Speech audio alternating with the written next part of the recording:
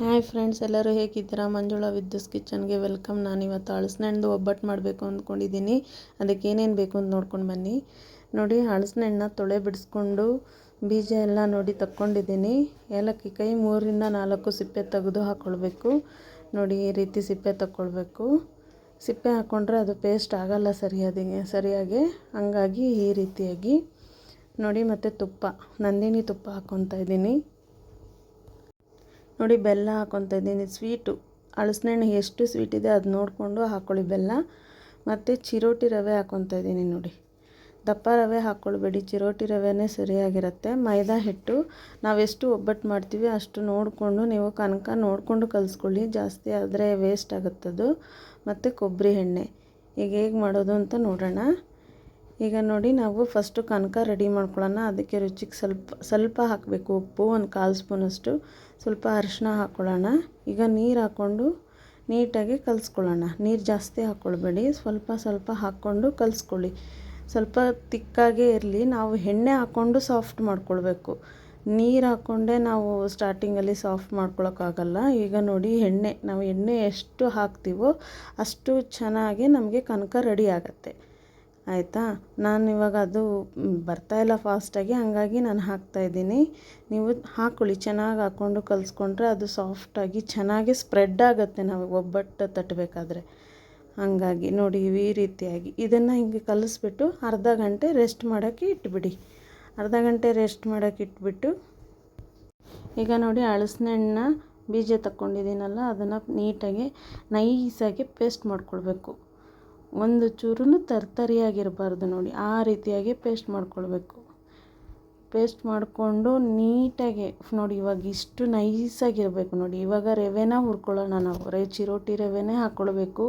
ಉಪ್ಪಿಟ್ಟು ರವೆ, ನೀವು ಬನ್ಸಿ ರವೆ ಹಾಕ್ಕೊಂಡ್ಬಿಡ್ತೀರ, ಹುಷಾರು ನೋಡಿಕೊಂಡು ಮಾಡ್ಕೊಳ್ಬೇಕು. ಈ ಚಿರೋಟಿ ರವೆ ಆದರೆ ಬೇಗ ತುಪ್ಪದ್ರಲ್ಲೇ ಸಾಫ್ಟ್ ಆಗಿಬಿಡತ್ತೆ, ನಮಗೆ ಅಷ್ಟು ಬೇಯಬೇಕು ಅನಿಸೋದಿಲ್ಲ.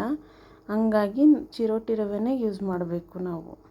ಈ ರೀತಿಯಾಗಿ ಹುರ್ಕೊಳ್ಬೇಕು. ನೋಡಿ, ಸೀದೋಗ್ಬಿಡುತ್ತೆ. ಸಣ್ಣ ಮಾಡಿಕೊಂಡು ಹುರ್ಕೊಳ್ಳಿ. ಈಗ ರೆಡಿಯಾಗಿದೆ, ಹುರಿದಿದ್ದು ಆಯಿತು. ಈಗ ರುಬ್ಬಿಟ್ಕೊಂಡಿರ್ತೀವಲ್ಲ, ಆ ಪೇಸ್ಟನ್ನು ಹಾಕ್ಕೊಂಡು ಈಗ ನಾವು ಬಿಸಿ ಮಾಡ್ಕೊಳ್ಳೋಣ. ಎಲ್ಲ ನೀಟಾಗಿ ಎಲ್ಲ ಹಾಕ್ಕೊಂಡು ತಳ ಹತ್ತುತ್ತೆ, ಕೈ ಬಿಡಬಾರ್ದು. ಆ ರೀತಿಯಾಗಿ ತಿರುಗ್ತಾ ಇರಬೇಕು. ತಿರ್ಕೊಂಡು ಬಿಸಿ ಮಾಡ್ಕೊಳ್ಳಿ. ಅದನ್ನು ಸ್ವಲ್ಪ ಬಿಸಿ ಆಗಿದೆ ಅನ್ನೋ ಟೈಮಲ್ಲಿ ನೀವು ಸ್ವೀಟು ನೋಡಿಕೊಂಡು ಬೆಲ್ಲ ಹಾಕ್ಕೊಳ್ಳಿ.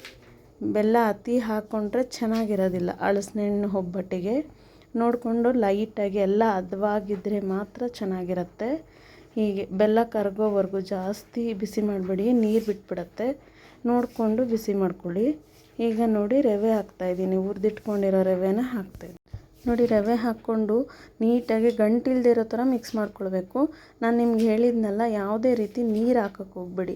ನಿಮಗೆ ರವೆ ಬೆಂದಿಲ್ಲ ಅನಿಸಿದ್ರೆ ತುಪ್ಪ ಹಾಕಿ. ತುಪ್ಪ ಹಾಕಿದ್ರೆ ನಿಮಗೆ ನೀಟಾಗಿ ಅದು ಬೆಂದ್ಕೊಳ್ಳುತ್ತೆ. ಹಂಗೆ ಸೌಟು ಮಗ್ಚಕೈನಲ್ಲಿ ನೀಟಾಗಿ ನಾದ್ಕೊಳ್ಬೇಕು. ನೀವು ಹಿಂಗೆ ಪ್ರೆಸ್ ಮಾಡಿ ತುಪ್ಪ ಹಾಕ್ಕೊಂಡು ಇದು ಮಾಡ್ಕೊಳ್ಳಿ. ಇವಾಗ ಆಗಿದೆ. ಈಗ ಉಂಡೆ ನಿಮಗೆ ಯಾವ ದಪ್ಪದಲ್ಲಿ, ನೀವು ಎಷ್ಟು ದಪ್ಪ ನೀವು ಒಬ್ಬಟ್ಟು ತಟ್ಕೊತೀರ ಅಷ್ಟು ದಪ್ಪ ನೋಡಿಕೊಂಡು ಸೈಜಲ್ಲಿ ನೀವು ಉಂಡೆ ಕಟ್ಕೊಳ್ಳಿ.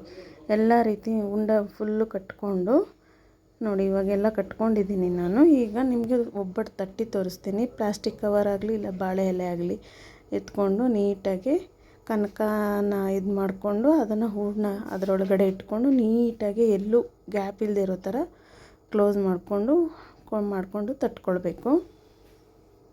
ನೀಟಾಗಿ ನೋಡಿ, ತೆಳ್ಳಗೆ ತಟ್ಕೊಳ್ಬೇಕು. ಜಾಸ್ತಿ ದಪ್ಪ ತಟ್ಟಕ್ಕೆ ಹೋಗಬೇಡಿ.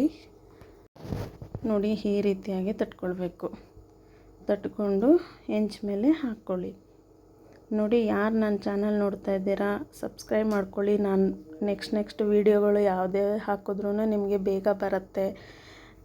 ನೀವು ನನಗೆ ಸಪೋರ್ಟ್ ಮಾಡಬೇಕು. ಲೈಕ್ ಮಾಡಿ, ಶೇರ್ ಮಾಡಿ, ಸಬ್ಸ್ಕ್ರೈಬ್ ಮಾಡ್ಕೊಳ್ಳಿ. ನೋಡಿ, ಈ ರೀತಿಯಾಗಿ ಬೇಯಿಸಬೇಕು.